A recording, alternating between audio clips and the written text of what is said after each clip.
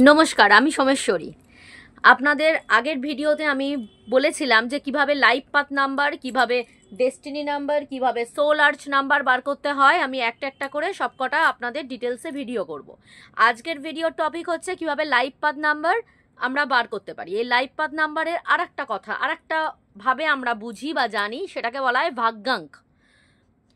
আমাদের মেনলি দুটো জিনিস দরকার হয়, একটা হয় ভাগ্যাঙ্ক, একটা হয় মূলাঙ্ক। ভাগ্যাঙ্ক বা লাইফ পাথ নাম্বার আমরা কি করে ক্যালকুলেশন করতে পারি না, ধরুন আপনার date of birth 9th March. তো 9th মার্চ 1982 আপনি জন্মেছেন। 9th মার্চ 1982-তে আপনি জন্মালে প্রথমে আপনাকে কি করতে হবে না, 9th মার্চের জন্য 9 পেলেন, মার্চের জন্য আপনি 3rd 3 পেলেন। এবার 1 + 9 + 8 + 2 আপনি টোটাল যোগ করে দিন। যোগ করে আপনি কি পাবেন? 32। এটাকে আপনাকে কি করতে হবে? একটা সিঙ্গেল ডিজিটে আনতে হবে। 3 + 2 = 5। সুতরাং আপনার ভাগ্যাঙ্ক বা লাইফ পাথ নাম্বার বেরোবে 5।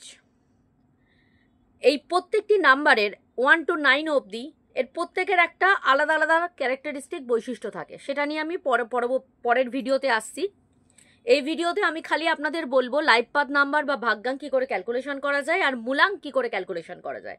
মূলাঙ্ক কি করে ক্যালকুলেশন করবেন আপনি না, আপনার ডেট যেদিন মানে জন্মদিনটা সেটা আপনার মূলাঙ্ক। মনে করুন আপনি কোনো মাসের 1, 10, 19 বা 28 তারিখে জন্মেছেন, তাহলে আপনার মূলাঙ্ক হবে 1। কেন না, 10 মানে 10 তারিখ মানে 1 + 0 1, 1 + 9 মানে 10 মানে সাম হয় 10, সেটাকে আপনি আবার যোগ করে দেবেন 1 + 0, মূলাঙ্ক আসছে 1।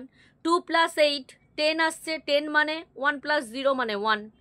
তার মানে কোনো মাসের 1, 10, 19, 28 তারিখে জন্মালে আপনার মূলাঙ্ক হবে 1। ঠিক সেরকমভাবে কোনো মাসের 2, 11, 20 বা 29 তারিখে জন্মালে আপনার মূলাঙ্ক হবে 2। 3, 12, 21 বা 30 তারিখে জন্মালে আপনার মূলাঙ্ক হবে 3। 4, 13, 22 বা 31 তারিখে জন্মালে আপনার মূলাঙ্ক হবে 4। 5, 14, 23 তারিখে জন্মালে আপনার মূলাঙ্ক হবে 5। 6, 15, 24 তারিখে জন্মালে আপনার মূলাঙ্ক হবে 6। 7, 16, 25 তারিখে জন্মালে আপনার মূলাঙ্ক হবে 7। 8, 17, 26 তারিখে জন্মালে আপনার মূলাঙ্ক হবে 8। 9, 18, 27 তারিখে জন্মালে আপনার মূলাঙ্ক হবে 9। এখানে যে ডেট অফ বার্থটা আমরা উদাহরণস্বরূপ নিয়েছি সেটা হলো 9th মার্চ 1982। তাহলে সেক্ষেত্রে আপনার মূলাঙ্ক কত হচ্ছে? 9। এই 1 থেকে 9 অবধি প্রত্যেকটা নাম্বারের আলাদা আলাদা বৈশিষ্ট্য আছে। পরবর্তী ভিডিওতে আমি আলোচনা করব মূলাঙ্ক 1 তার কি কি ক্যারেক্টারিস্টিক বৈশিষ্ট্য হতে পারে। আজকে এই পর্যন্তই।